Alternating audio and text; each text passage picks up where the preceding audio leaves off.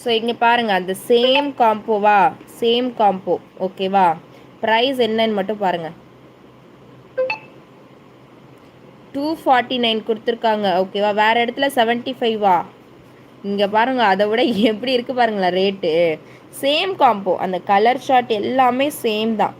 அதே மாதிரி 2 பியல் கொடுத்துருக்காங்க, 2 ரோப்பு வருது, எல்லாமே அந்த ரிப்பன் எல்லாமே சேம் தான் ஓகேவா.